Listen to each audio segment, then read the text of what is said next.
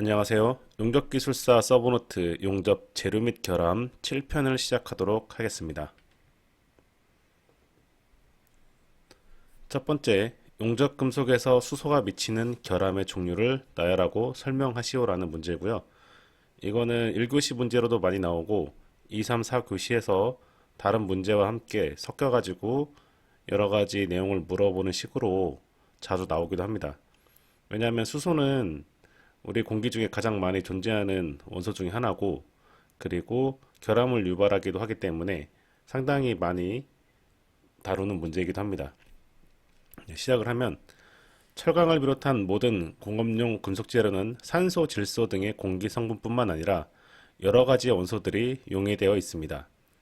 이러한 재료를 모재로 하여 아크 용접, 가스 용접 및 납땜 등 용접을 행할 경우 모재나 용가봉 중에 포함되어 있는 기체 성분이 용해되거나 확산되어서 용접 금속의 기계적 성질에 여러 가지 영향을 끼치게 됩니다. 이 중에 수소는 금속 중에 용해된 기체 성분 중 취성, 지연균열, 은점 등의 용접 금속에 가장 악영향을 끼치는 성분으로 중요시되고 있습니다. 그래서 수소에 의한 결함을 보면 수소치성, 저온 지연균열, 은점, 미세균열, 선상 조직이 있습니다. 각 결함의 특징을 한번 보면,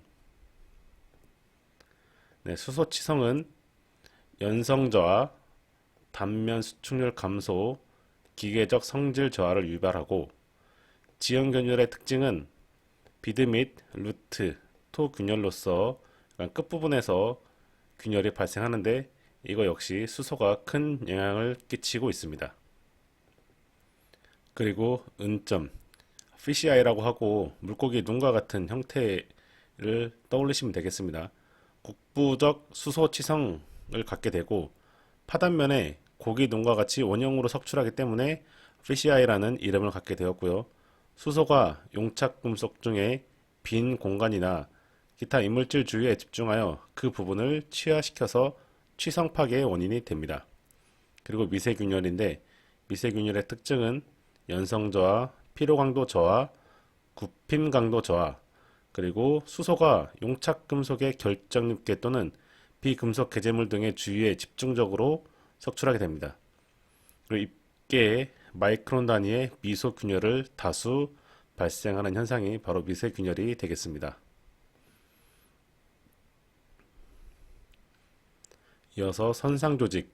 선상조직의 특징은 연성저하, 치성파단의 원인이 되고 수소가 국부적으로 집중하여 존재하는 현상이며 은점과 비교했을 때 가늘고 긴 선상으로 석출된다는 차이가 있습니다. 그리고 산화규수 등의 게재물 및 기포 주변에 많이 집중이 됩니다. 철강의 수소 치성화 특성을 보면 여러 가지가 있는데 시간, 농도, 성질, 재질, 온도, 속도, 외적 환경, 응력이 있고요. 수소 치성화의 영향을 보면 일단 지연 파괴됩니다. 오히려 용접을 하고 나서 크랙이 생긴다든지 바로 균열이 생기면 우리가 알 수 있기 때문에 오히려 조치가 잘 될 수도 있겠죠. 하지만 용접 후에 몇 시간 또는 며칠 뒤에 파괴가 일어나는 경우가 있습니다. 그렇게 된 경우 우리가 좀 더 피해를 많이 받겠죠. 그리고 수소 농도를 보면 농도가 증가하면 파괴력과 신장이 감소합니다. 좀 더 쉽게 파괴가 된다는 뜻이겠죠. 기계적 성질의 영향을 보면 탄성력 성질은 불변인자로 파괴 강도가 저하되고요. 강도가 큰 재료일수록 치성화가 현저합니다. 온도는 영하 100도에서 100도씨 사이 치성화가 되기 쉬운 구간이고요. 빠를수록 수소 치성화가 현저해집니다. 그리고 외적 환경을 보면 산소로 가게 되면 수소 효과가 감소되고요. 압축 응력 하에서는 수소 치성화가 발생하지 않습니다. 이런 것들은 보통 인자 응력에서 많이 발생하기 때문에 양쪽에서 눌러주는 압축 응력이 있으면은 치성은 잘 발생하지 않게 된다는 뜻이고요. 자, 그럼 수소 치화가 어떤 방식으로 일어나는지 그리고 그 영향은 무엇인지 한번 살펴보겠습니다. 열 영양부에 나타나는 냉간 균열로서 모든 균열 중 가장 치명적이라고 할 수 있습니다.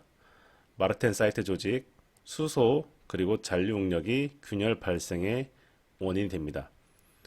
항상 어떤 조직인지 확인을 해야겠지만 마르텐 사이트 조직이 딱딱하고 강도가 높아서 취성이 잘 일어나는 걸로 알고 계시죠?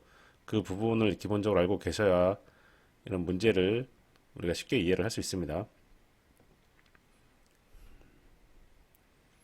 네, 발생 기구를 보면 확산성 수소에 의하여 취성화의 정도는 수소량과 함께 증가한다. 확산설, 결함에 집중한 분자 상태 수소가 매우 높은 압력을 나타내고 이에 의한 내부 응력이 취성의 원인, 그래서 확산성 수소가 주요 인자가 된다. 그리고 전이론, 원자 상태의 수소는 공극 등의 격자 결함의 주위에 집적되기 쉬우며 소성 변형이 생긴 경우에는 그 도중에서 전이 등이 이동함에 따라서 수소로 이동하고 공극에 유입되어 국부적 또는 일시적으로 과포화 상태로 되어 수소 압력이 증가하게 됩니다. 안에서 압력이 증가했다는 것은 즉 내부 응력이 증가, 내부에서 수소 압력이 증가했다는 것은 바깥쪽으로 인자 응력이 발생한다는 거고 그 양쪽에서 잡아당긴 힘, 안에서 밀어내는 힘은 곧 취하의 원인이 되겠습니다. 그 영향을 보면 용해된 수소는 냉각 중에 용접 금속과 그 무근의 모재에 확산되어 공극에 유입된 수소는 과포화 상태로 되어 수소의 압력이 증가함에 따라서 연성을 저하시키고 용접 잔용력과 더불어 균열 발생이 원인이 되어 지연 파괴가 됩니다. 결론, 수소 유기균열 방지 대책은 다음과 같습니다. 첫째, 국부 수소 집정량을 작게 할 것, 용착 금속의 초기 수소량을 작게 할 것, 그리고 정원용으로 냉각 시 냉각 시간을 크게 할 것. 냉각을 빨리 하면 안에 있던 기체가 밖으로 빠져나갈 시간이 없죠. 그래서 냉각을 좀 천천히 하면은 안에 있는 수소 등의 기체들이 용접 금속 내에서 바깥으로 탈출할 수 있는 시간을 갖게 됩니다.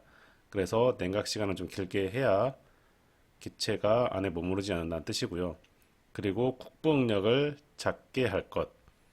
이런 건 형상 등을 좀 조절을 하라는 뜻이고 또 균열 감수성이 낮은 재료를 사용해라.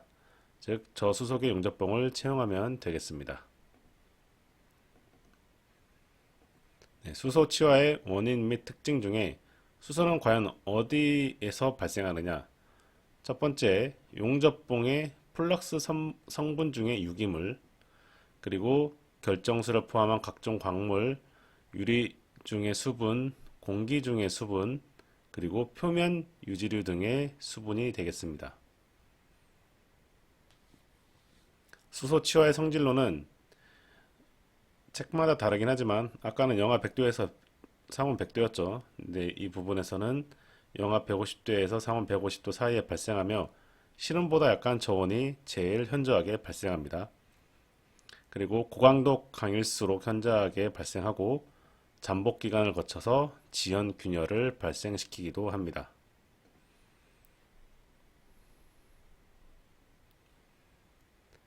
네, 수소 균열의 특징을 보면 치화의 정도는 수소량에 비례한다. 그리고 하중 속도가 빠르면 수소 치성이 나타나기 어렵고 지연 파괴인 경우 현저하다.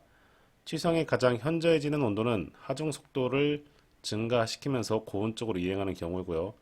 압축 하중화에서는 치성화되지 않는다. 네, 수소 치성화 기구 그 원리를 보면 수소가 강 중에 존재하는 이 시멘타이트에 반응하여 여기 수소하고 시멘타이트가 반응하죠. 그래서 철이 빠져나오고 안에 이렇게 황화탄이 생기죠. 그렇게 해서 반응 생성물인 이 생성물이 결정림이나 비금속 괴재물 주위에 집적하게 되면 강도와 연성을 현저하게 감소시킵니다. 그리고 약 700도씨에서 후열체를 하면 수소 침식에 대한 감수성이 개선될 수 있겠습니다. 네, 이 부분 중요하겠죠. 네, 지연균열, 딜레이드 크래킹의 특징에 대해 설명하시오. 무엇이 지연되었냐는 뜻이면 우리가 용접이 끝나고 바로 크랙이 생기는 게 아니라 한참 뒤에 생기기 때문에 지연된 후에 균열된다. 시간이 딜레이 되었다. 그렇게 생각하시면 되고요. 이 수속에 의한 균열은 204도 이하의 열 양부에서 주로 발생합니다. 이 균열은 용접이 완료된 후 수시간 또는 수일이 지나서 나타나기 때문에 지연균열이라고 하며, 이러한 지연균열의 잠복 기간은 부가 응력이 낮을수록 그리고 예열 온도가 높을수록 길어집니다. 이 균열이 본드에 평행하게 열 영향부에 나타날 때 언더비드 크랙이며 토 크랙의 형태로 나타나기도 합니다. 결국에는 원인은 같은데 어디에서 발생하느냐에 따라서 언더비드인지 토 크랙인지 형태가 달라진다는 뜻이겠죠. 발생기구, 결함의 근원인 수소는 공기, 피복가스, 피복제 등에서의 습기가 용접 중에 원자 상태의 수소로 해리되어 용융금속에 침입하여 지연균열을 발생시킵니다. 이때 균열을 일으키는 것은 온도에 따른 수소 용해도 때문인데요. 우리가 용접을 하면 온도가 매우 높아지죠. 그때 용융된 금속의 용해도는 2.4 곱하기 10의 마이너스 3승%, 실온에서의 용해도는 2 곱하기 10의 마이너스 8%이므로 녹았을 때는 이 금속 안에, 예를 들어서 이 앞부분만 보면은 1000분의 1이죠. 1000분의 1%만큼 상당히 많이 용해를 시켰다면 이 녹았을 때 그때 용해도는 10의 마이너스 8승이죠. 1억 분의 1 정도의 용해도로 매우 많이 떨어집니다. 그렇기 때문에 그 수준이 10의 5승 정도만큼 낮아지기 때문에 그 양이 다 어디로 가겠습니까? 대부분 용해되지 못한 수소는 가스 형태로 용착금속에 남거나 열영향부로 이렇게 들어가게 됩니다. 그곳에서 결함이 발생하겠죠. 특징을 보면 고강도 재료에서 나타나고 시간의 경과가 필요하며 균열의 진전이 불연속적이다. 네, 원인, 주된 원인은 확산성 수소, 열영향부의 경화에 기인하며 이음부 구속드 등에 기인한다. 대책, 저수속의 용접봉 및 탄소 상량이 낮은 강제를 선택하고 용접 재료의 건조 후 사용하고 이음부의 청결을 유지한다. 즉 녹, 수분, 페인트 등의 이물질을 제거하는 뜻이고요. 예열 및 후열 처리 시공을 해서 가스가 빠져나갈 수 있는 충분한 시간을 주고, 다섯 번째로 응력이 적도록 설계 등을 적절하게 해야 됩니다. 그리고 용접부 검사. 용접부 검사는 용접 종료 약 48시간 경과 후 실시하는 것이 수소기인 균열 검출에 용이하다. 네, 이게 지연균열이기 때문에 용접 후에는 결함이나 어떤 그런 징조가 잘 나타나지 않지만 어느 정도 충분히 시간이 지난 후에 검사를 하면 이 지연균열이 검출될 확률이 높아지게 됩니다.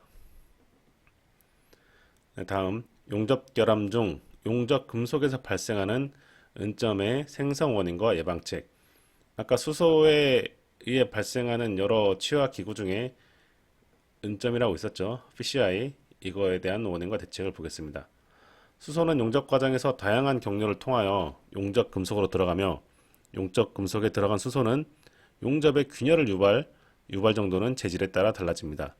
용접 시 발생한 수소 균열은 발생 시기 특성에 따라 지연 균열도 있고 온도에 따라 냉간 균열, 그리고 발생 위치에 따라 비드믹 균열, 토 균열 등으로 다양하게 불립니다. 네, 은점의 생성 원인을 보겠습니다. 용접부를 파단한 경우 파단면에 PCI상의 점으로 수소가 존재하는 경우에 잘 발생하는데, 이것은 수소가 용접금속 내에 공극 및 비금속 개재물 주변에 집중되어 취하를 일으켜 시험편을 파단하면 국부적인 취하 파면으로 관찰이 됩니다. 이거는 인장시험에서 발견할 수 있고요. 최종적인 파면이 내부의 수소 기공과 기공으로부터 느린 변형에 따라 수소가 주위로 확산하여 치성 파괴가 일어난 구역과 그 나머지 인장 하중에 끊어져 나간 덕타일 프랙처 단면이 차례로 나타낸 모습이 이 피시와이와 비슷하다고 합니다. 네, 다음 예방책. 용접부에서 수소의 제거. 용접 후 냉각하지 않고 300도씨 이상으로 가열하면 이거를 탈수소 열처리라고 하는데요. API 등에서는 이 DHT 열처리를 저합금강의 경우 350도씨 이상으로 요구합니다. 그리고 예열을 실시합니다. 그러면 마르텐사이트 생성이 억제되고 잔력력이 감소하며 확산성 수소량이 증가하기 때문입니다. 그리고 용접봉 관리. 사용 전 이 베이킹을 해서 수분을 충분히 제거하고 보관할 때도 120도씨 이상으로 해서 흡습을 방지합니다. 용접 전 청결 상태 유지, 보호가스 사용, 용접 후열제를 실시하면 되겠습니다. 다음, 변형 속도가 빠른 충격 시험 같은 경우에는 수소가 주위로 확산하는 데 필요한 시간이 부족하여 나타나지 않습니다. 실제 용접 기술에서도 FCI는 수소 치화의 최초 발견이었다는 데 의미가 있습니다. 왜냐하면 그러한 기공을 형성할 만큼 많은 수소가 들어있는 경우는 매우 적기 때문입니다. 그 수소에 의한 치화 중에 은점은 실험실에서 주로 많이 우리가 발견을 하게 되고 실제 용접 환경에서는 이렇게까지 나올 만큼 수소가 들어가지 않기 때문에 아마 평소에 접하기 힘든 치화라고 생각하면 되겠습니다. 네, 추가로 결함의 발생 시기에 따른 분류를 한번 해봤는데요. 제조상 결함과 사용상 결함이 있습니다. 제조상 결함은 뭐냐? 용접할 때 뭐 용접이나 뭐 기타 과정을 소홀히 했다는 뜻이고, 그래서 응고균열, 영양부 액화균열, 그리고 웰다메탈 액화균열, 제열균열, 액화금속 치화, 슬래그 혼입, 용입 부족 기공, 변형 및 형상 결함. 사용상 결함, 수소 유기균열, 환경 유기균열, 피로균열, 부식피로, 부하파단, 과부하가 있겠습니다. 네, 용착금속 중 질소, 산소의 흡수와 영향에 대해서 보겠습니다. 용해대를 보면 질소는 온도 상승에 따라 크게 변동이 됩니다. 지금 이게 질소 용해도인데 온도가 상승함에 따라 이 용해도가 쭉 올라갔다가 내려갔다가 계속 바뀌죠. 이렇게 된 상태에서 제일 많고 처음에 알파철인지 감마철인지 델타철인지에 따라서 즉 격자 구조에 따라서 용해도가 바뀌는 걸 알 수 있겠죠. 산소는 역시 온도에 따라 쭉 증가하고요. 근데 산소는 1500도씨 이상 고온에서만 용해가 됩니다. 용해도는 다른 온수에 비해 매우 큰 편이고 수소도 온도의 증가에 따라 급증이 되는데 수소가 철 중에 용해할 때는 철이 흡열 반응에 의해 수소를 흡수하는데 온도 높은 쪽이 유리하기 때문입니다. 역시 알파철인지 감마철인지 델타철인지에 따라서 이 용해도가 달라진다는 걸 알 수가 있겠습니다. 그러면 어디서 이러한 기체들이 들어오고 영향은 무엇인지 보겠습니다. 질소는 공기로부터 공급. 질소와 친화력이 좋고 질화물을 만들기 쉬운 이 크롬 등의 존재에 그 용해량이 증가하고요. 산소는 어디서 공급되느냐? 보통 대기 중으로부터 용융 금속에 산소가 침입하는 경우, 그리고 수소는 용접봉의 이 플럭스 성분, 공기 중의 수분, 모질상의 유지류, 그리고 결정수를 포함한 광물 등 뭐 여러 가지 출처가 있습니다. 영향을 보면 질화가 되거나 템퍼링 치화가 되거나 청열지성 CO 경화. 산소는 각종 원소가 산화하여 소모를 시키고 응고시 일산화탄소 기체로 기공을 생성할 수가 있고 기계적 성질의 노화, 탈산이 필요하게 되겠습니다. 그리고 수소는 지연결함, 운전, 미세균열, 선상조직, 기공 등 어차피 이런 것들은 모두들 많으면 좋지 않은 거겠죠. 네, 용접할 때 산소 흡수에 영향을 끼치는 인자들을 보면 피복제의 계통, 염기도가 높은지 낮은지에 따라서 산소량을 알 수가 있고요. 용접봉의 탈산 방식, 그리고 용접봉의 직경, 용접 측권이 흡수에 영향을 끼칩니다. 그리고 함유량, 용융 슬래그 중에 이 산화철의 함유량은 거의 비례합니다. 그리고 용융강 중의 원소량, 용융 슬래그 염기도, 그리고 용융 슬래그 탈산 생성물 함유량에 좌우되며 저수소의 용접봉은 이 퍼센트가 작습니다. 그래서 탈산을 하면 노친성 및 연상이 증가하고 기공이 감소하고 균열이 감소하게 됩니다. 아크 용접 시 발생할 수 있는 언더컷의 현상과 원인을 설명하시오. 자, 언더컷이 발생하면 우리가 외관에 봤을 때 모재 쪽의 금속이 용접으로 덜 채워져 있는 것처럼 보입니다. 이 현상을 보면 용탕이 너무 뜨거워서 그 열로 이 모재 부분을 녹이고 유용된 모래가 용접 금속의 용탕으로 빨려 들어가서 용접 비드 옆이 이렇게 좀 움푹 파인 형태가 됩니다. 즉 용접이 덜 된 것이 아니라 용접이 너무 뜨겁게 돼서 모재가 녹아서 빨려 들어간 그 이후의 현상을 의미하고요. 용접부 초층에서도 발생하고 여기 초층 그리고 마지막 층에서도 발생합니다. 현장에서는 대개 한 번 더 보충 용접을 해서 이를 제거하게 됩니다. 네, 원인을 보면 뜨거워서 모재가 녹는다고 그랬죠. 그래서 그 원인이 용접에서 전류와 전압이 너무 크거나 용접봉의 송급 속도가 부적절하거나 용접 속도가 부적절해서 용탕이 지나치게 과열된 경우 발생한다. 용접을 너무 느리게 하면 그 부분에 국부적으로 계속 열이 발생하겠죠. 그래서 지나치게 많이 녹게 되는 경우에도 이런 일이 발생합니다. 네, 각 용접부 기공의 종류 세 가지와 생성 원인. 기공 및 이 피트는 용접 결함 중에서 일반적으로 가장 자주 관찰됩니다. 제가 있는 현장에서 결함 유형을 다 파악해 봤는데 기공이 가장 많아요. 기공이 한 40%, 어떨 때는 60%까지 나오고 크랙 이런 거는 뭐 일어나서 안 되기 때문에 거의 없는데 하여튼 결함의 대부분은 기공이고 이 용접 금속에 생기는 기포를 의미합니다. 용접 금속 내부에 존재하는 것을 기공이라 하고 비드 표면에 입을 벌리고 있는 것은 피트라 합니다.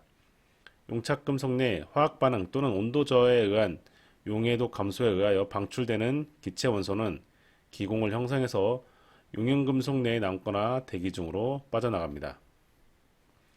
기공의 종류는 금속학적으로 형성 과정 중 그 크기에 따라서 피놀 또는 블로홀이라고 부릅니다. 피놀은 응고가 빠를 때, 블로홀은 응고가 조금 느릴 때 발생하고요. 생성 원인을 보면 철계 용착 금속에는 탄소와 산화철이 있는데 이것들이 일산화탄소와 철의 반응에 의해서 일산화탄소 가스가 생성이 되겠죠. 그리고 알루미늄에서는 가스 중에 수소, 니켈 합금에서는 질소가 주 원인이 기공의 원인이 됩니다. 그리고 모재 중에 유황량이 많을 때, 그리고 용착부가 급냉될 때, 가스가 빠져나갈 시간이 부족해진다는 뜻이죠. 그리고 이음부에 유지, 녹, 습기, 페인트 등의 이물질이 부착되어 있을 때 이런 것들이 불순 가스들을 유발하는 원인이 되고요. 그리고 용접 재료가 흡습되었을 때 대기와의 차폐 기능이 저하될 때 용접 조건이 부적당할 때 우리 기공이 자주 발생하게 됩니다.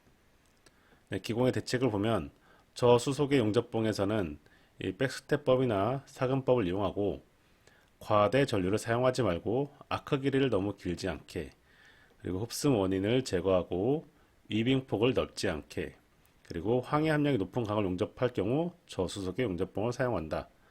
또 습도가 높거나 바람이 심하게 부는 환경하에서는 용접을 금지해야 됩니다. 오스테나이트 가스 용접 시 보호가스로 질소를 포함하면 오스테나 조직의 안정화가 발생하여 긍정적인 효과를 기대할 수 있지만 반대로 질소의 함량이 많아지면 용접부 질화가 발생하여 치성이 발생이 쉽고 기공 발생 우려가 있습니다. 뭐든 적당하게 좋다는 뜻이겠죠. 네, 크리프에 대해 설명. 크립. 고온에서 시험편에 일정한 인장 하중을 가하면 시간의 경과와 더불어 변형이 증대하는 걸 크립이라고 합니다. 시간이 이렇게 흘러갈수록 이 변형도가 자꾸 높아지는 건데요. 처음엔 이 천이 크리프역이라고 해서 제1기, 그리고 제2기, 제3기가 있고, 제2기는 정상 크리프역, 그리고 제3기는 가속 크리프역. 예, 갑자기 올라가죠. 그리고 마지막에 파단. 이렇게 되겠습니다. 처음에 인장을 딱 가했을 때 시험편에 순간적으로 변형이 발생하겠죠. 이만큼 여기서부터 변형이 발생한 채로 시작이 되고 그 상태로 유지를 하면은 시간의 지남에 따라서 점점 변형이 올라갑니다. 그래서 마지막에 파단이 일어난다는 뜻이죠. 그래서 크립의 특성을 보면 최초 하중을 부과하면 이에 대응한 순간 변형도가 쌓이며 시간의 경과와 함께 변형도는 점차 감소합니다. 네, 처음에 쓱 이렇게 올라가다가 변형도가 감소하죠. 시작할 때 여기서 순간적으로 변형이 시작된 상태에서 점점점 이렇게 그래프가 낮아지게 되고 그 후 변형도는 완만한 상승을 하게 됩니다. 그게 제2기 정상 크리프 구역이 되겠고 장시간 경과 시 시험편은 국부적으로 목조임 현상이나 미소균열 발생에 의해 변형도가 급격히 증대되며 파단에 이르게 됩니다. 이거를 제3기 가속 크리프역, 네, 이 3기 크리프역이죠. 그래프가 이렇게 갑자기 기울기가 높아지는 걸 볼 수 있습니다. 네, 노치 재료의 크리프 강도는 노치에 의한 다음 효과에 의해 저하됩니다. 노치 선단에 응력 집중이 생기면 크리프 변형이 촉진되어 크리프 강도가 저하됩니다. 노치 선단의 소선 구속은 크리프 변형을 억제해서 크리프 강도를 상승시킵니다. 노치 강화라고 하겠죠. 그리고 맞대기 용접 이음부에 비드 덧붙이를 삭제하면 노치 효과가 없어지게 되므로 크리프 강도는 다소 개선되나 일반적으로 용접 금속의 크리프 강도는 모재에 비해 약합니다. 네, 용접 결함의 일종인 험프와 언더컷의 생성 과정과 구조물 강도에 미치는 영향을 설명하시오. 험핑 비드라는 게 있는데요.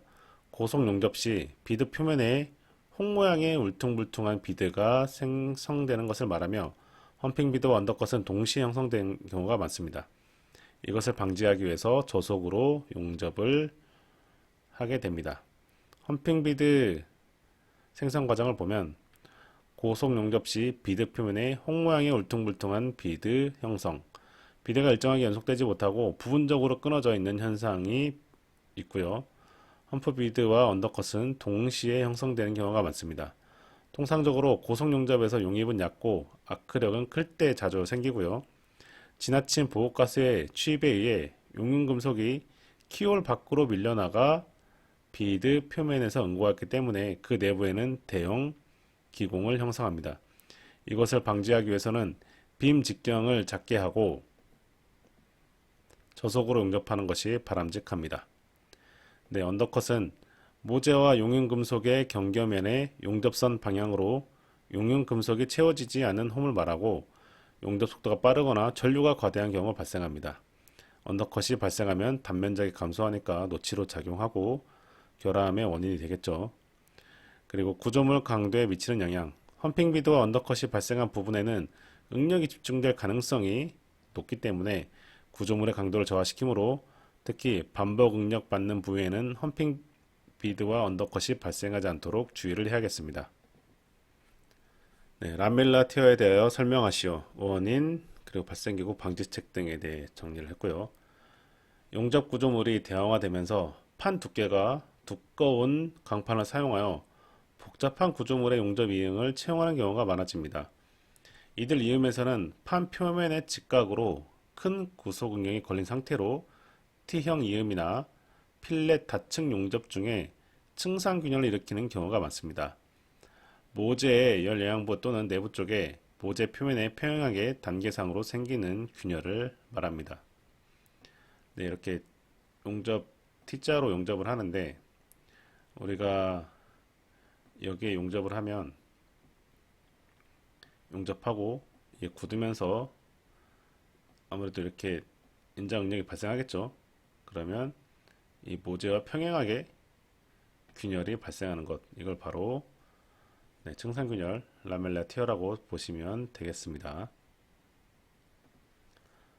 발생 원인을 보면 아변 강판에 존재하는 층상의 비금속 개재물이 존재하고 판의 두께 방향으로 높은 구속에 의한 잔류 응력이 작용하여 개재물과 기지 조직 사이의 경계부가 여러 곳에서 파단이 발생하고 마지막 단계로서 파면 사이에 수직 전남 파괴가 발생하여 계단과 같은 모양의 균열이 발생합니다. 그 이유는 모재 두께 방향의 낮은 연성도, 고온의 용접 금속이 냉각하면서 두께 방향의 수측 응력, 그리고 평면 형태를 갖는 개재물, 보통 황 성분이 많으면 발생률이 높고요. 짧은 수직 방향에 따라 높은 잔용력을 발생하게 하는 용접부의 형태, 그리고 두꺼운 판의 사용, 용접부의 확산성 수소, 용접부의 경화 조직이 모두 발생 기구가 되겠습니다. 저번에 재료 설명할 때 우리가 아변 기구에 의해서 이렇게 아변 강판이 만들어지죠. 롤링을 하면. 그랬을 때 X, Y, Z축으로 해서 네, 롤링 방향, 그리고 두께 방향, 그리고 이제 너비 방향이 있는데 가장 약한 부분이 바로 여기 두께 방향이었던 기억이 나시죠? 이때는 뭐 연성도 낮아지고 강도도 낮아지고 여러 가지 물리적 성질이 낮게 됩니다. 그래서 이런 두께 방향의 응력이 발생했을 때 라멜레 티어가 일어난다라고 생각하시면 되겠습니다. 라멜레 티어 감소성이라는 게 있는데요. 아변 강제는 아변에 의해 이방성을 나타내며 아변면의 직각 방향에 대한 연성 및 인상은 아변면에 평행하게 존재하는 층상 조직에 의해 아변 방향보다 떨어지게 됩니다. 판 표면에 직각 방향으로 응력이 작용하는 용접 이음부에서 연신된 개재물의 균열이 발생합니다. 감소성은 판 두께 방향의 인정시함으로 얻어지는 단면 수축률로 평가할 수 있으며 단면 수축률이 낮을수록 균열 발생이 쉽습니다. 단면 수축률은 제조 방법 및 S 함량에 따라 크게 영향을 받으며 이 황해의 양이 감소하면 증가하게 됩니다. 네, 방지책. 강판 재질을 개선한다. 내 라밀라 티어 강을 사용한다는 것은 즉 황해 성분을 낮췄다는 뜻이고요. 그리고 이 칼슘 등의 첨가에 의해 유해물의 형태를 구상화하며 판면의 직각 방향 연성을 개선합니다. 그리고 판면의 직각인 방향의 구속도를 개선하고 경감을 위해 이음부 형상을 개선하고요. 일단 용접을 적게 하는 게 좋겠죠. 또한 적층 순서를 변경하여 연속 적층법보다는 블락 적층법을 사용하고 미리 판 표면에 덧살 용접을 해서 버터닝법을 채용하기도 하고요. 구속 잔용력 피하는 설계 방법 채용, 그리고 예열 및 후열 처리 시공, 저수속의 용접봉 사용. 네, 이 라멜라 티어링의 특이한 현상은 균열의 발생 또는 파괴 시까지 수주 또는 수년이 걸리는 지연 균열이며 발생 기구는 균열의 발생과 전파의 두 단계로 진행이 됩니다. 우리가 아변하기 전에 이 금속 지금 두께를 옆에서 본 건데 금속에 어떤 이물질이 있다고 보면 황 같은 거, 화합물 같은 게 있는데 이거를 롤링을 하면 이 금속이 빠져나오면서 금속도 좀 얇아지겠지만 이 여기에 있던 게재물도 앞변이 되면서 처음에 좀 동그랬다면 이렇게 길게 납작한 형태로 깔리겠죠.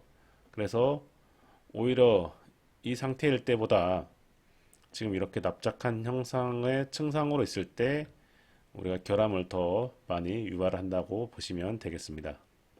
네, 검출 방법 UT로 쉽게 검출 가능하고, 즉 Z방향 수직방향 라멜라티아 인장 시험 방법을 하는 게 좋겠습니다. 그리고 신개발 강제 Z방향의 연성을 개선한 내 라멜라티아 강판이 개발되고 일명 Z플레이트라고 부르기도 합니다.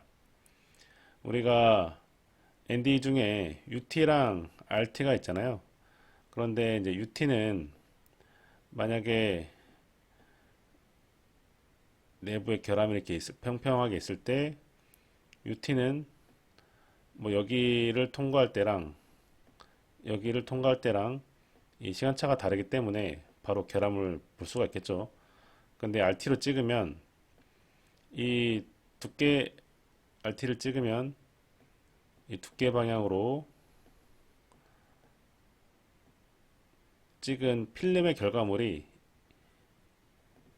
이 결함을 발견하기가 어렵습니다. 두께가 워낙 얇기 때문에 결함이라고 인지를 못하게 되는 거죠. 그래서 UT로 쉽게 검출이 가능하다는 뜻입니다. 네, 용접 결함 중 아크 스트라이크 및 방지 대책 설명.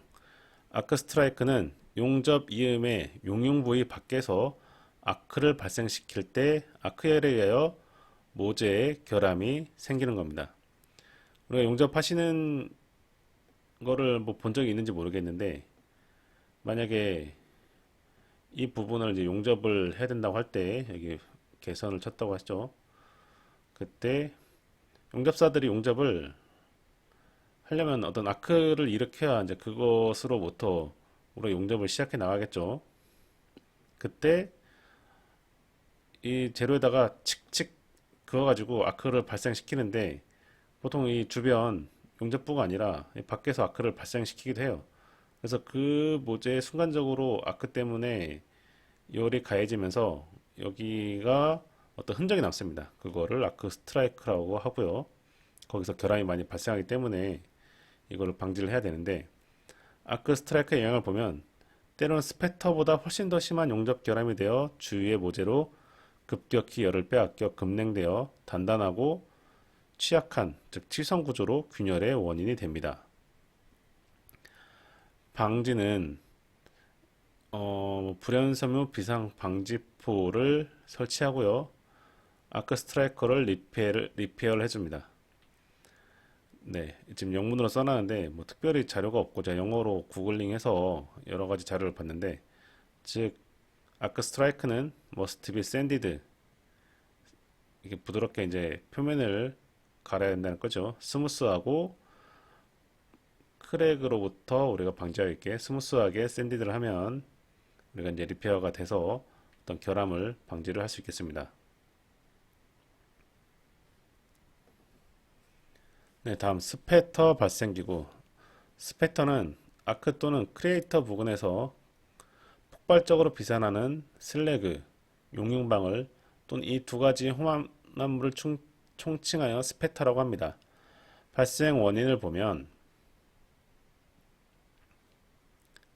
모재와 용접봉 사이의 아크 흐름, 그리고 모재 온도가 낮을 때 순간적으로 우리가 뜨거운 기름에 물이 들어갔을 때 그 온도 차에 의해서 튀는 것처럼 이 모재 온도가 너무 낮으면 우리가 순간적으로 스패터가 발생하기 쉽다는 거를 이해하시면 되고, 또 아크 길이가 길 때, 피복제가 흡습됐을 때, 전류가 과대할 때, 또 단락 이행에서 입적 이행으로 바뀌는 천이행에서 과다 발생하고요.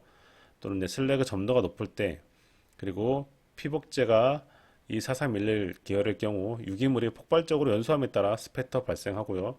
또 부적당한 용접봉 선택 및 운봉 각도에 따라서도 스패터가 발생합니다. 네, 발생 인자를 보면 아크의 폭발력, 아크 흐름의 영향, 피복제의 산화 및 연소, 용적 이행 형태, 실드가스의 종류가 발생 인자가 되고, 발생 기구를 보면 용융 금속 내에 기포가 방출되고 또 용접봉 끝에 용적이 가스에 의해서 폭발 방출되는 경우, 또 아크의 힘으로 용적이 비산될 때 아크가 다시 생긴 부분에 아크 힘이 집중될 때 발생이 됩니다. 네, 용융 금속 내에 기포가, 여기 이제 기포가 있죠. 이게 밖으로 톡 튀어나오면서 스패터가 되기도 하고, 용접봉 끝에, 이게 용접봉인데 이 가스가 갑자기 순간적으로 폭발적으로 이렇게 축 밑에 쏟아지면 이거 역시 스패터가 되기도 하고요. 그리고 아크의 방향이 아크의 힘으로 봉 끝에 용융 금속이 위로 올라가게 됩니다. 아크가 이쪽으로 힘을 작용해서 이쪽으로 밀어낸다는 뜻이고요. 아크가 다시 생긴 부분에서 아크 힘이 집중될 때 순간적으로 이게 튀어나가는 경우에 발생합니다. 네, 표면 처리강은 레이저 용접에서 아연 도금강은 표면 처리강의 대표 강종이지만 도금 피막의 용점 및 비점이 낮기 때문에 레이저 용접에서 다량의 스패터가 발생합니다. 네, 순식간이 높기 때문에 이게 스패터의 원인이 된다는 뜻이고요. 아연 도금강의 용접에서 스패터와 흉에 의한 전극의 오염은 GTA 용접의 공정 안정화에 큰 장애 요인이 된다고 합니다.